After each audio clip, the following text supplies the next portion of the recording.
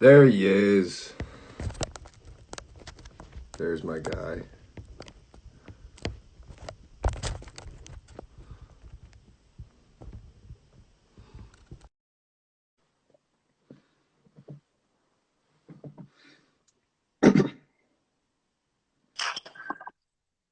What's up? Yo, man, how you doing? Good. How you doing? Is that the crib Good. behind you? You got the setup, huh? Yeah, this is kind of a man cave and the kids' toy room and stuff like that. So the rest of the stuff, there's just toys and stuff everywhere from them not being outside and being stuck inside for a little bit. That's awesome, man. How many you got now? Two? Two, yep. My son just turned 3 last week. My daughter will turn 1 in a week. So they're at some pretty fun ages right now. That's awesome. I'm sure that's keeping you busy in the house right now, Picking up toys, I feel like every 5 minutes, dude. It's driving me nuts. huh? That's great, man. All right, ready to rock and roll? Yeah, let's do it. All right, everybody. We got a really cool guest on today. His name's Ryan Rua. If that name doesn't sound familiar to you, it should. He's an ex-big leaguer. Went from Division II to the big leagues. Spent, I think, a better part of, 4 years in the big leagues, Ryan, if I'm right? Yeah, yep, close to 4 years. 4 years in the show. I actually played against Ryan in college. He was absolutely the real deal. And now he's coaching. So he's going to bring a bunch of unique perspectives on some recruiting topics that we run into a ton. I'm excited to hear what he has to say. I'm going to let him take the keys to the car today. But the first question I got for you, Ryan, and then, by the way, if you guys got any questions, feel free to jump in whenever. We'll do our best to answer them. I got a full list for Ryan.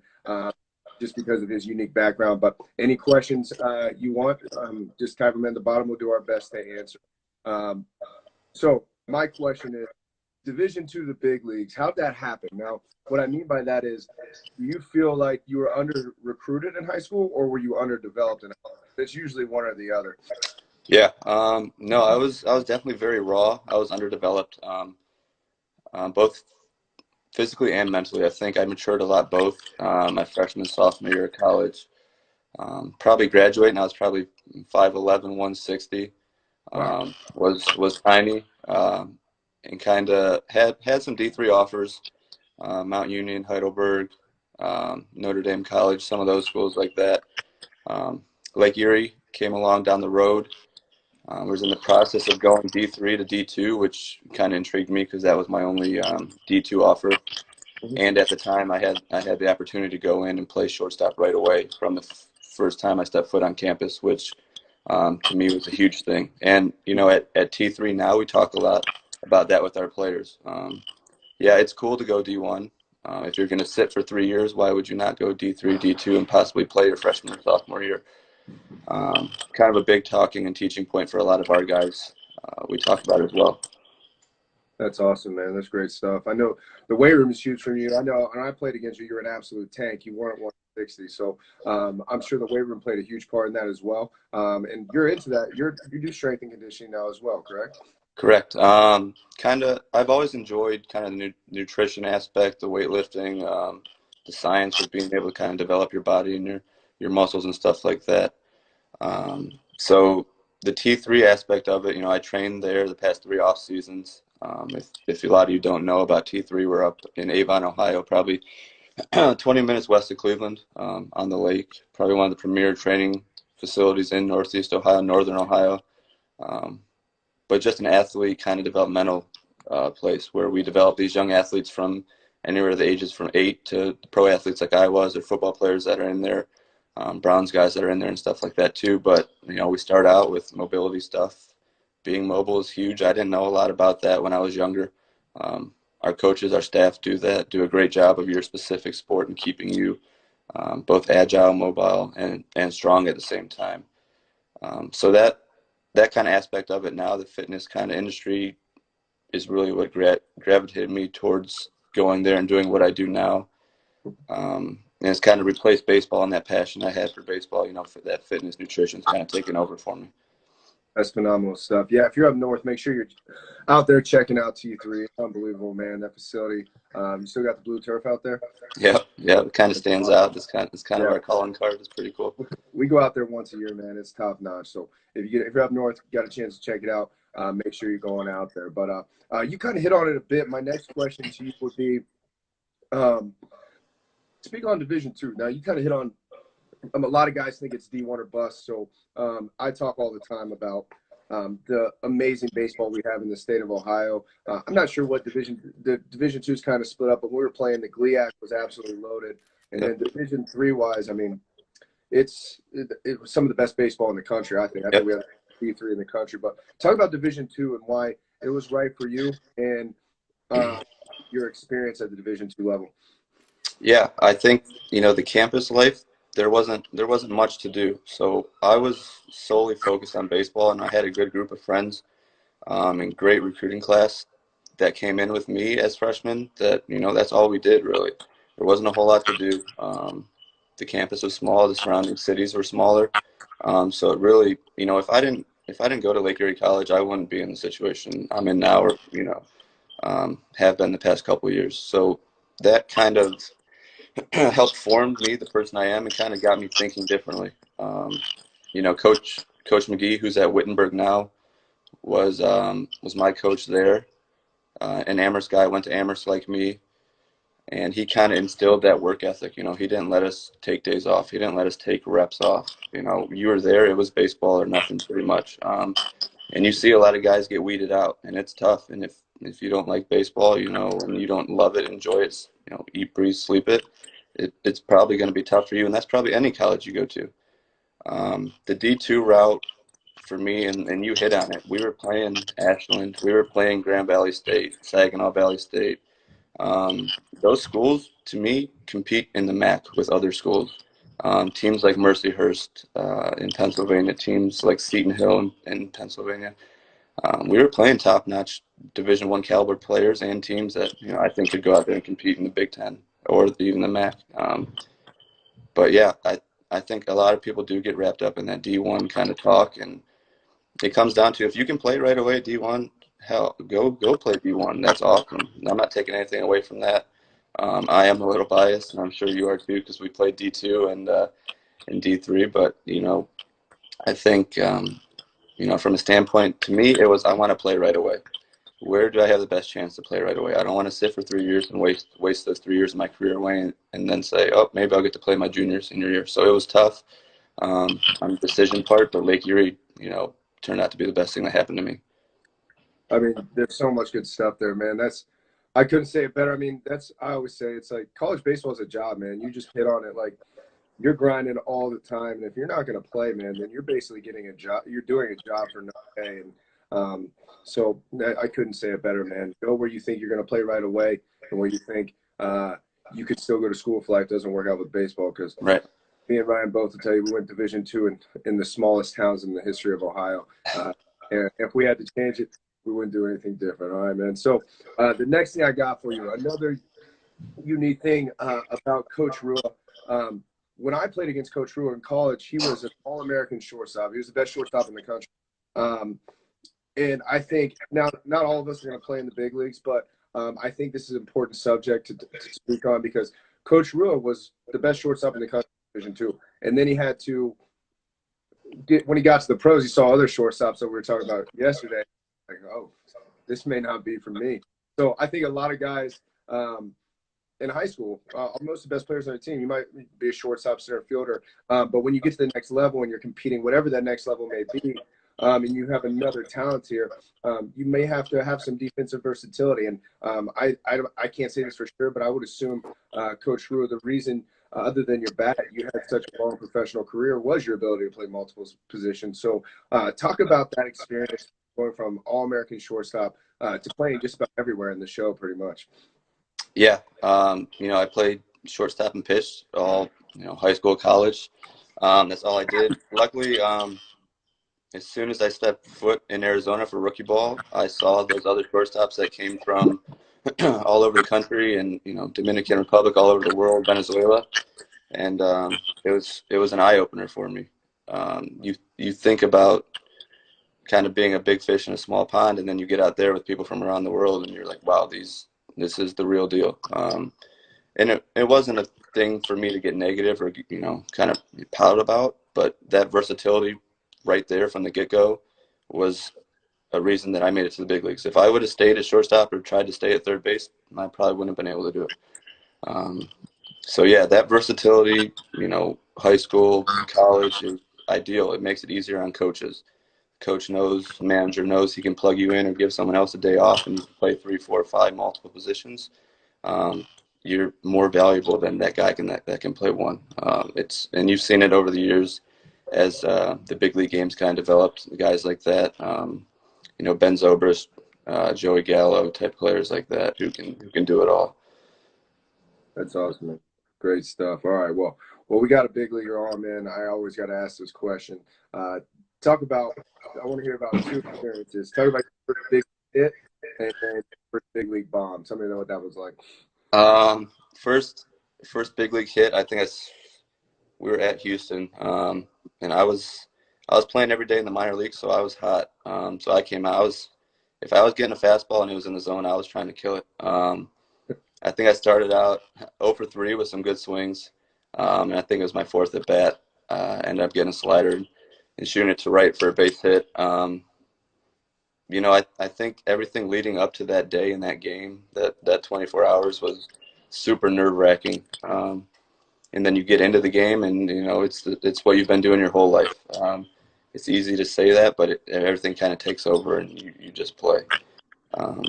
First big league bomb didn't come for a while, maybe 4 weeks, and older veteran guys are starting to give me a hard time because I had a bunch of home runs in the minor leagues.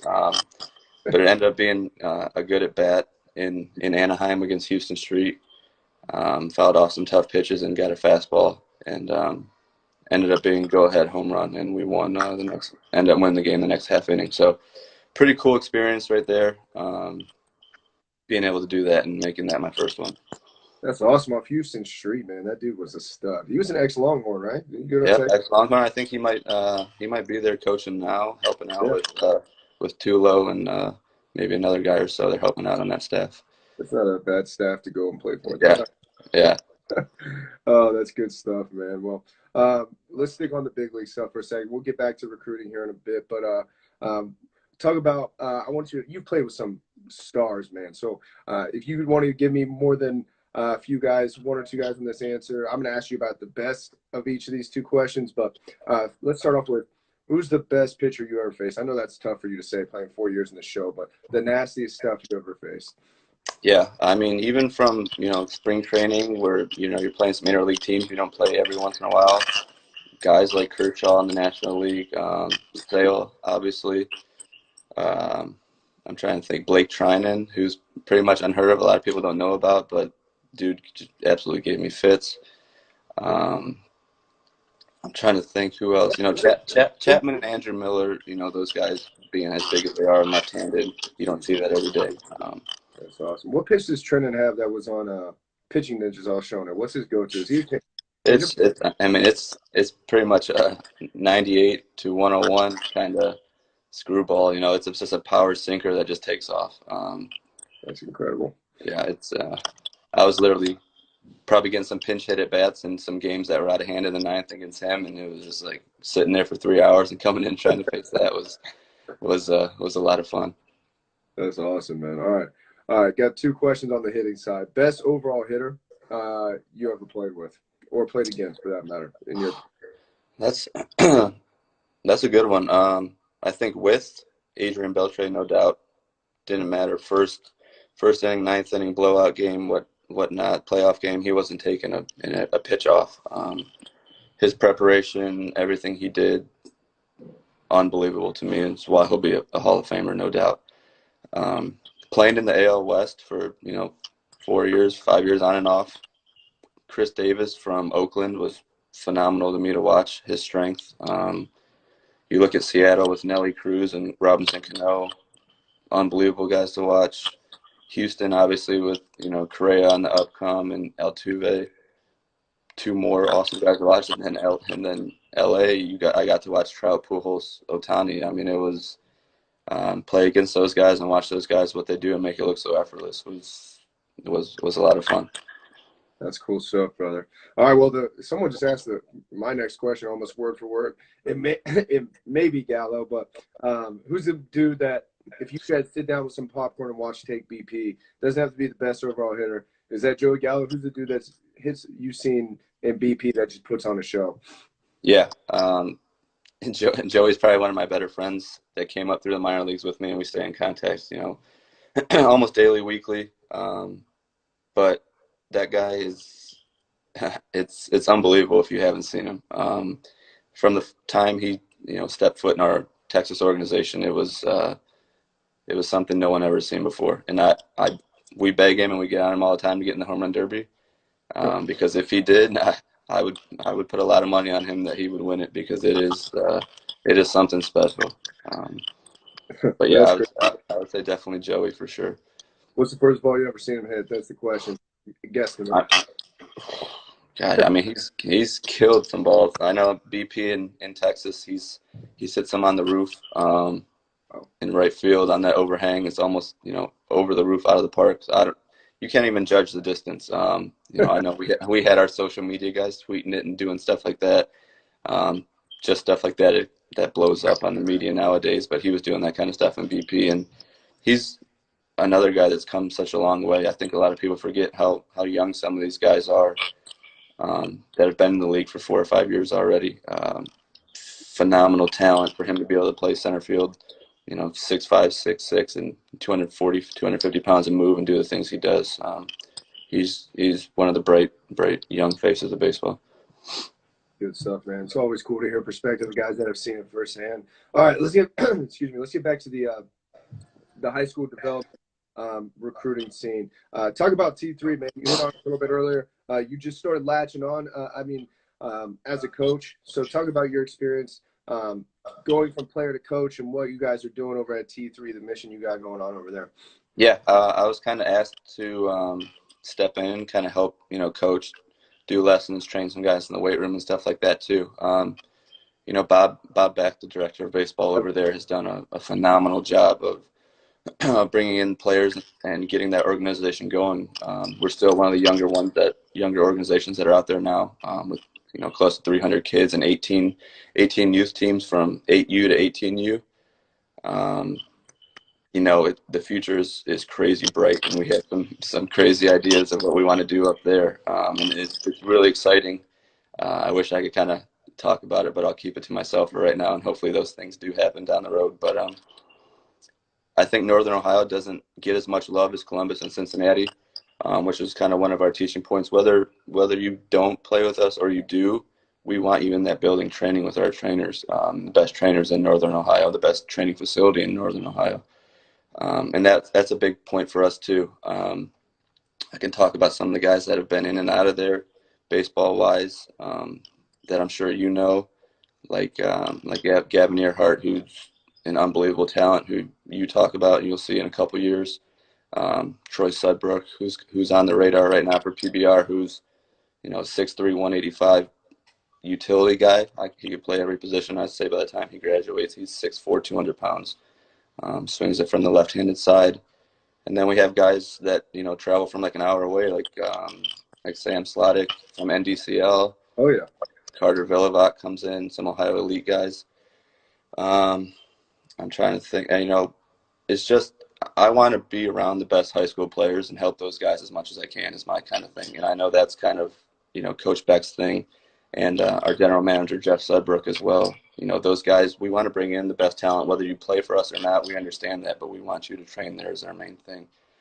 Pick our brains, get our knowledge. Let's just not talk hitting off a tee for an hour, but let's talk the mental aspect of it. Let's talk about some different things like that. How do you handle failure? How do you go about those things? How do you handle the off the field stuff? Try not to put too much stress, too much pressure on yourself.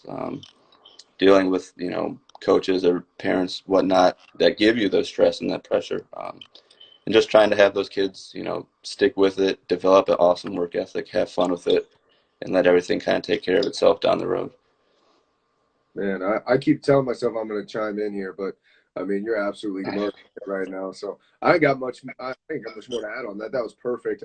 And you kind of hit into my question. You hit on a few of those guys. But I was going to ask, when you're in T3, day in and day out. You're obviously, like you said, seeing a ton of talent. I know it's just going to be tough, but give me one dude that really stands out for you prospect-wise.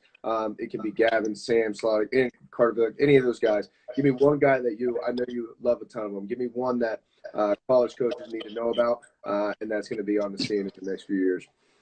I think if I had to pick one, I'm kind of biased on who I'm going to pick. I don't want to make anyone mad by not picking anyone or anything that kind of stuff. Yeah, for sure. But like I said, like some of those guys I mentioned, even some of the Ignatius guys, Matt Gibberti, Pansteris, those guys that fly, they're in there. Their work ethic is awesome. Some Amherst guys like Josh Qualls, who plays for Force Ohio and Team Force, just there's so much talent in Northeast Ohio that a lot of people don't hear about. But if I had to pick one, I would say, Gavin Earhart right now, for how physically mature he is and seeing his work ethic develop in the past 5 or 6 months,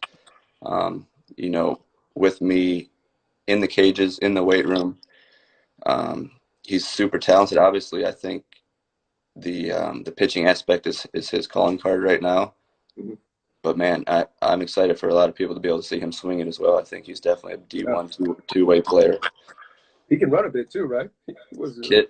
Kid moves for how big he is. Yeah. I was shocked when I saw him run for the first time. He hit a ball in the gap and he's moving around the base. I'm like, how is this happening?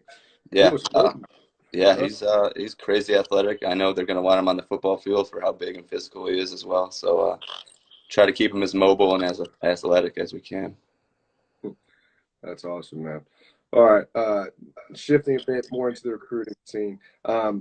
If you were going through this process again, all right, so you spoke on it earlier for everybody just jumping on. Coach Rua went from under-recruited, one Division II offer, if I remember that correctly, and then he ended up playing in the big leagues, and physical, mental development was huge for him. But to kind of round back to a similar question, if you were going through this process again, is there anything you would have done differently in the recruiting process? No, I think, from my parents' standpoint, my parents hit on me like, hey, and this is something we kind of take with our T3 players who are looking to play in college as well. I had a talk with Troy Sudbrook this past week, and my guys message me all the time is, what can we do to get better? Well, it's not always baseball or physical related. I was like, hey, you have so much downtime right now. Why don't you go pick out 5 schools from the MAC, 5 schools from the Big Ten, and 5 D2 schools from Ohio or surrounding states, and kind of research them and let me know what you think. Being realistic with yourself and what type of player you are is something that's huge, that we talk about a lot and plays a big role in development.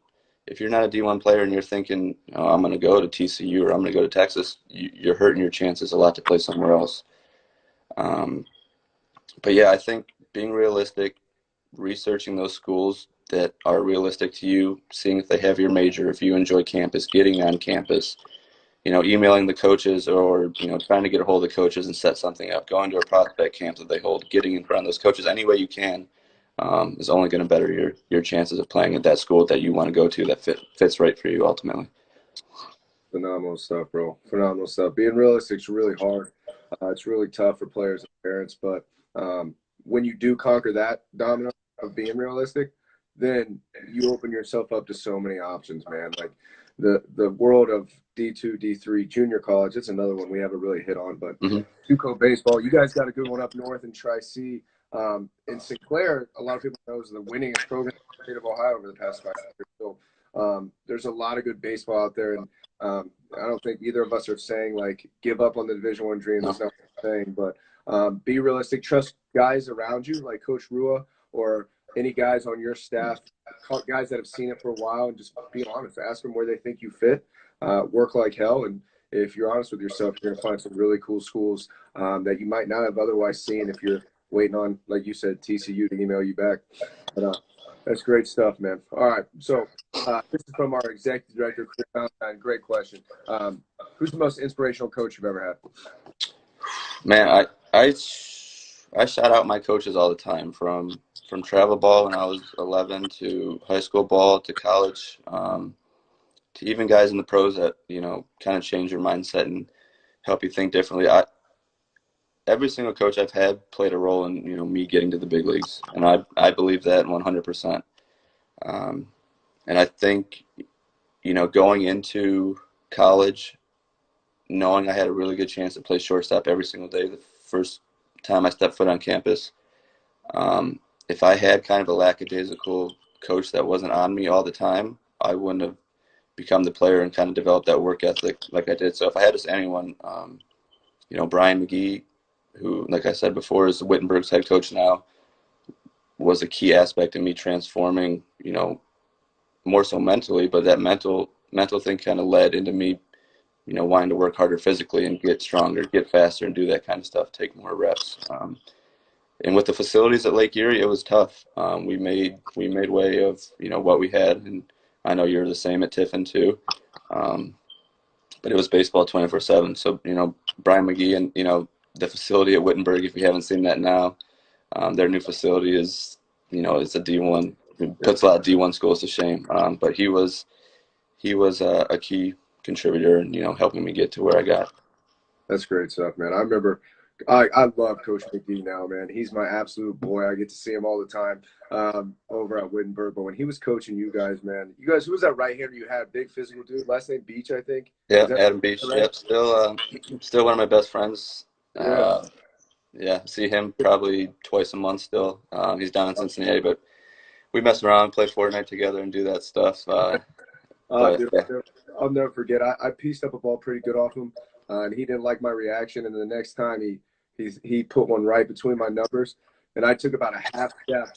And I swear, Coach McGee was out there before I could even react, man. He's a fiery dude, one of the most passionate guys in this business, man.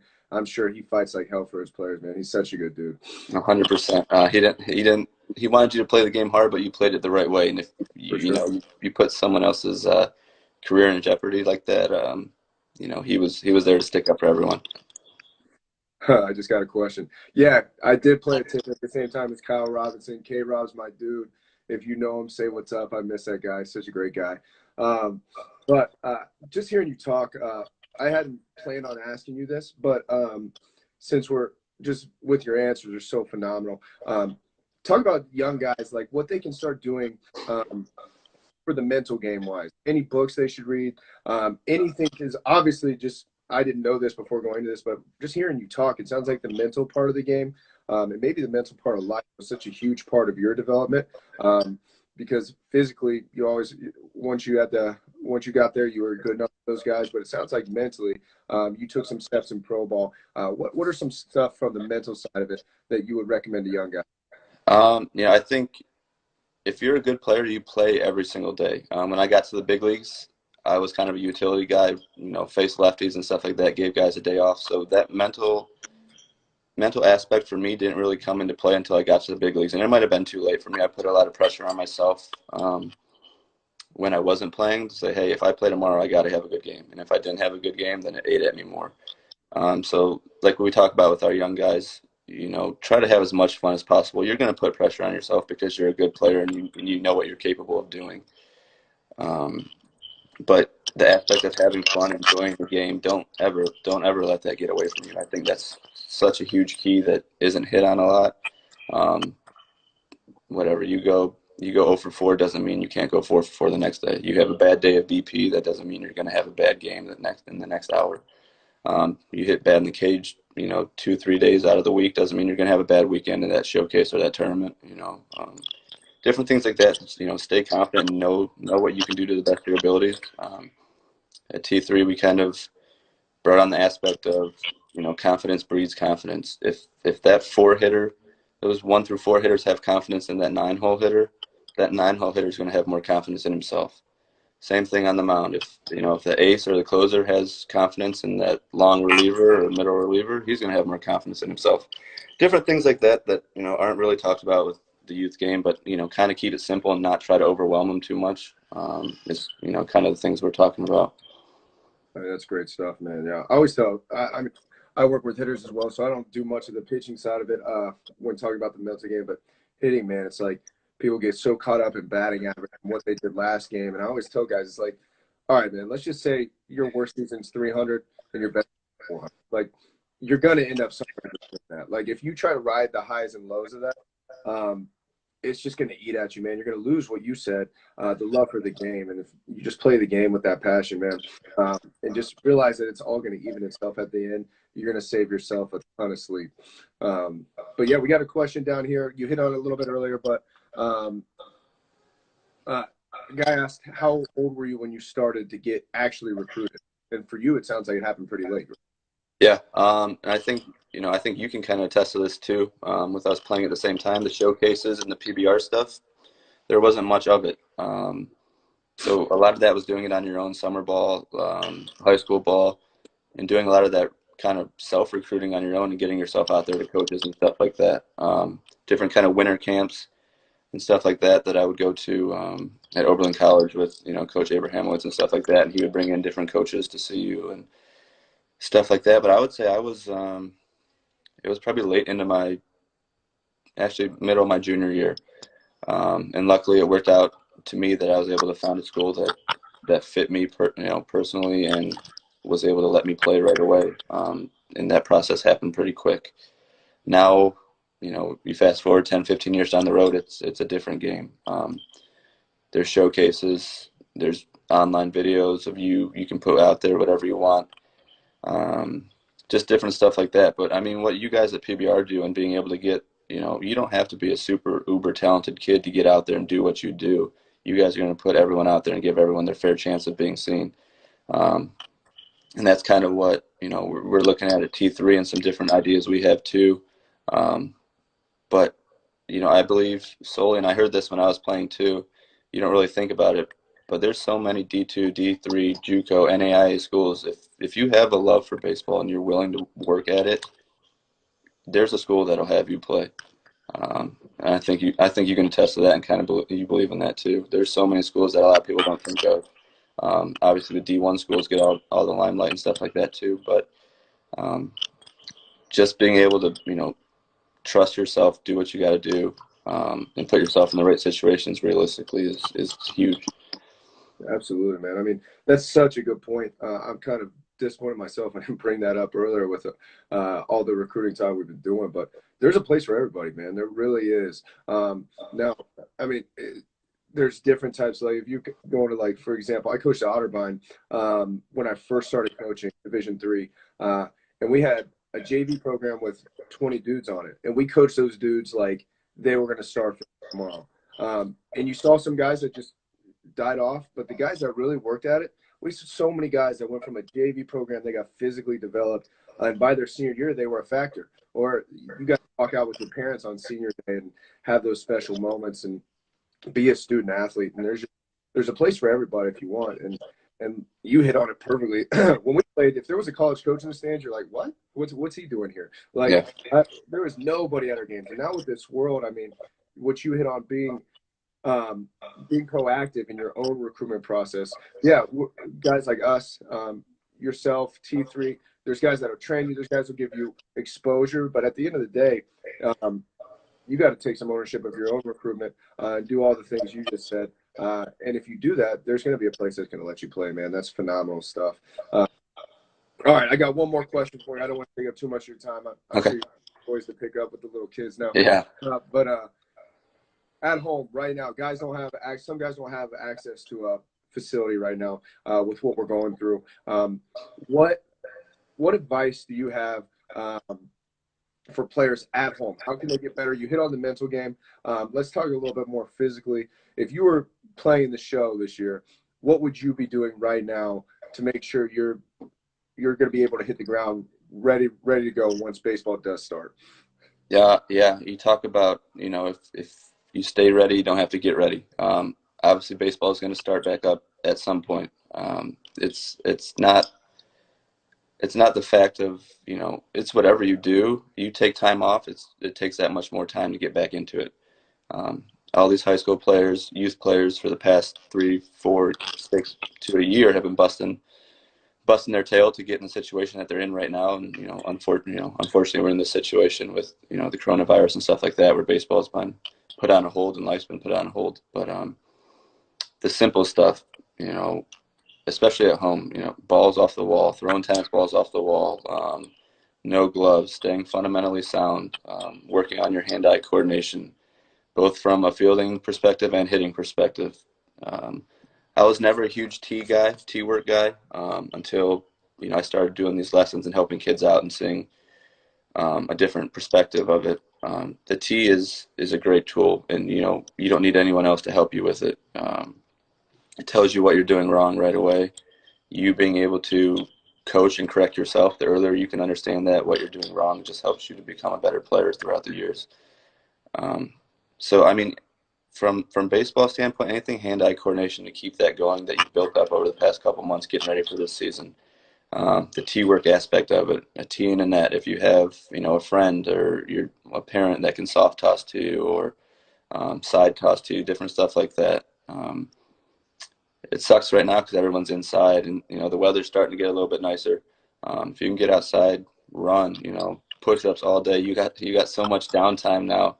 Hit those push-ups, hit those dips, planks, anything. I mean, you see if you look on social media now, you see all the home quarantine workouts. Pick one of those things. I know T3 does an awesome job of putting on a live workout every morning, Monday through Friday. I think 8 o'clock they'll do an adult class, 9 o'clock for 45 minutes to an hour they'll do a speed work class, and then at 10 o'clock they'll do an athlete class with some home body body weight kind of workouts. So if you can see that stuff or you want to follow them and do that, I mean, there's so many different people that put out good information. It's so easy now to just sit around and do nothing and watch TV or, get on Netflix and watch Tiger King a couple times and check that out. But yeah, just try to stay active, man. That's the main thing. That's great stuff, man.